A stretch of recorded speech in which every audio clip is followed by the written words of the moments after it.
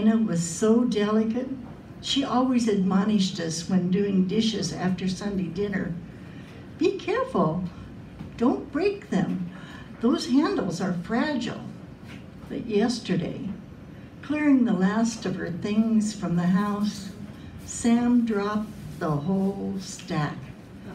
8 dinner plates, 8 saucers, 8 bowls, 8 teacups. The pieces flew like shrapnel, exploding outward to the exposed corners of the room that had lost all its character. The table, the chairs, the buffet, the china cabinet, all absconded to other homes. A million tiny pieces, the only thing recognizable, were the 8 handles still attached to varying shapes of what might have been teacups in a previous life. Handles that proved as sturdy as my 103-year-old grandmother had been.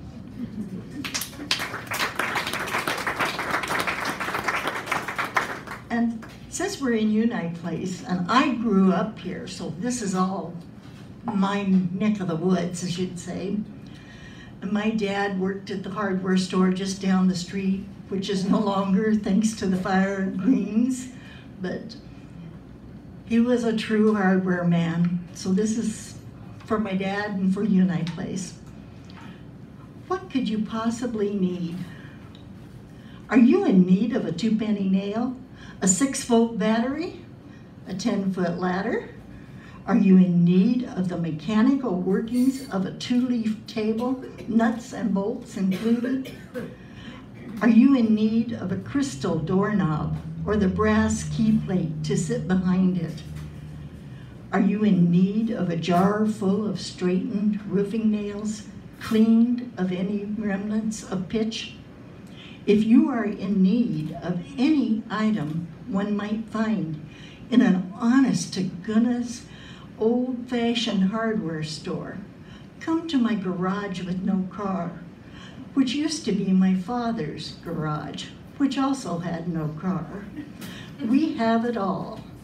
The nails, the ladders, the whatchamacallits, the doohickeys, whatever it is you are in need of. For old hardware men never die. They just fill their garages with anything a future generation might need. Are you in need of a 2-man saw? A nut driver? I'm sure I have one here.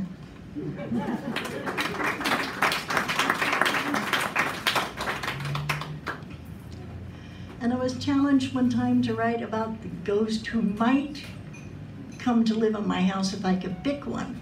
I've had several ghosts, but I didn't get to pick them. So this is the ghost of John Phillip Sousa. The ghost of John Phillip Sousa has taken up residence in the front parlor of my grandmother's house. I hear his foot tapping out the strident rhythm of his marches, and his fingers cause her lace curtains to flutter as he pounds the windowsill. This is my house now. I have inherited it, and evidently Sousa's ghost too. I don't know why he spends his time here. This house, 1,000 miles away from his old stomping grounds. But lately, I find my fingers tapping to a strain heard only in my heart, and I pick up my feet a bit more when going down the hall, cup of tea in hand, to sit on the window seat and watch the impending storm approach. It too seems to like his tempo and provides the drum line.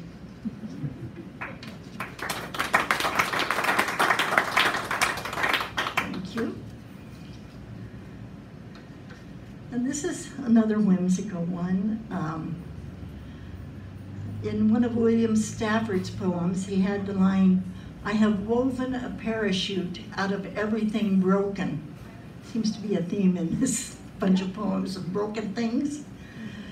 So I took that and wrote Dreams of Flying.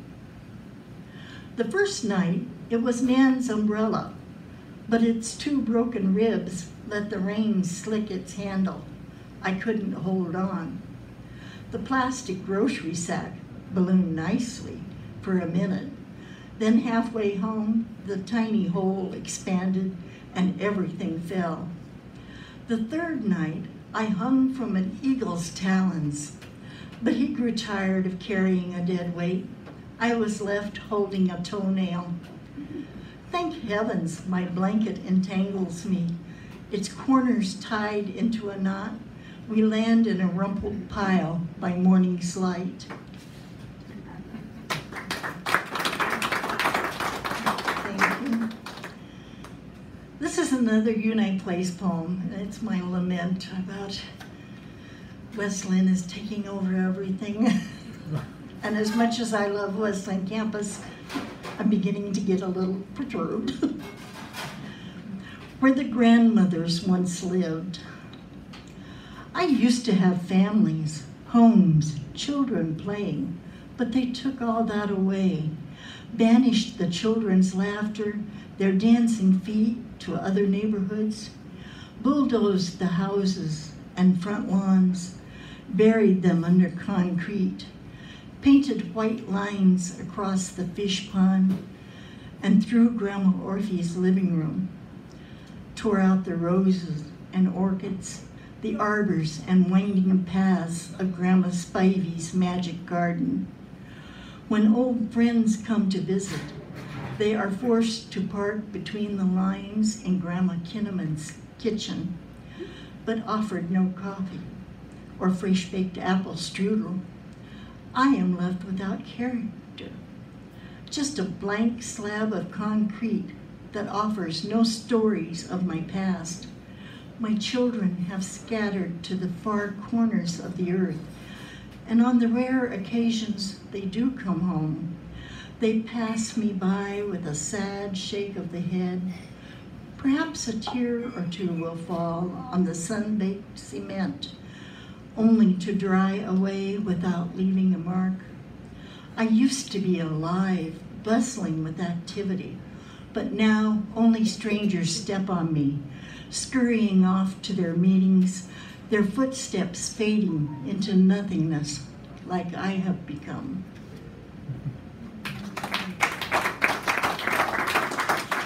And we did have a nice neighborhood on that block that had lots of grandmas to keep us all spoiled. And this will be my last poem. Again, I have no idea where it came from. Her feet will grow wings. My grandson's daughter, taking her first steps, lifts one foot off the carpet, placing it carefully ahead, a hesitation, then repeating it slowly, persistent as a sea turtle on land. It may be days before she will try again, pulling herself up at the coffee table, hesitating. But when the time comes, when she feels the need to travel from here to there, her feet will take her. She will become as sure-footed as the mountain goat, will venture onto cliffs that hold our hearts in suspense. In her teen years, she will again stutter and hesitate, having grown suddenly into the legs of a giraffe, made longer by the stilted shoes she has adopted. This too will pass as she learns to walk again with the grace and confidence of a panther, her first little black dress adorned with a corsage, and she is off into the jungle of life, soaring like an eagle. Thank you.